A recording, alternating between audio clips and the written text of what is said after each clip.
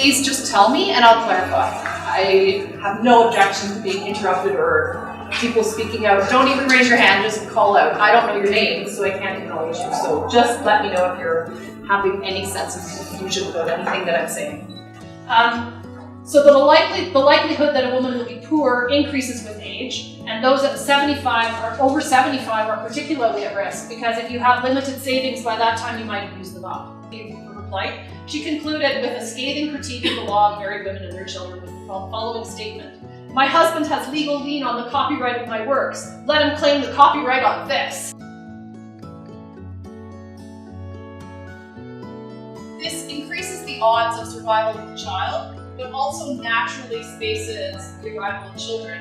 On top of this, many cultures, including indigenous cultures in North America, and particularly denied to poor women who can't travel someplace. There are some states, the state that I was from, North Dakota. Male dominance in wider societies, physical dominance, social dominance, psychological dominance, and sexual dominance. Plays against her because she's supposed to keep the marriage intact and the family intact.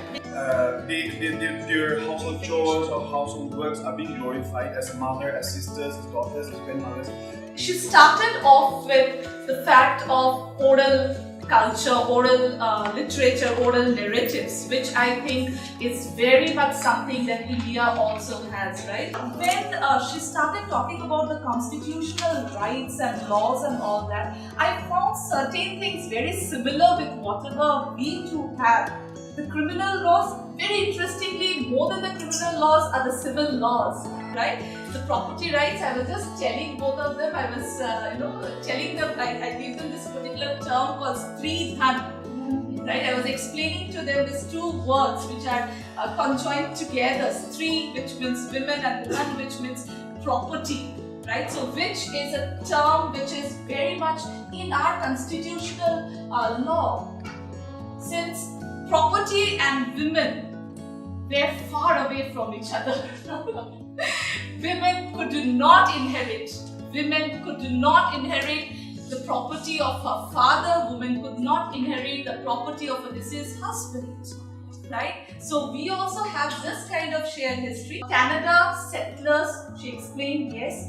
One thing struck me, yes, we do not have that shared history of settlers. But one thing struck me was our history of partition after Indian independence in 1947. We start from that kind of a background about girls and girls' position in their families, and then only we can discuss about women and the working conditions. For a very long period of time, similar to the situation in Canada, farms, yes, the agricultural lands, family work, which is still considered as one of the most important work of a woman, to raise up her children, to do her daily work as a daughter, as a mother, as a all those kind of housely duties that she has to do. We do not have certain things similar to the situation in Canada, like when Lori spoke about poverty being significantly an issue for women.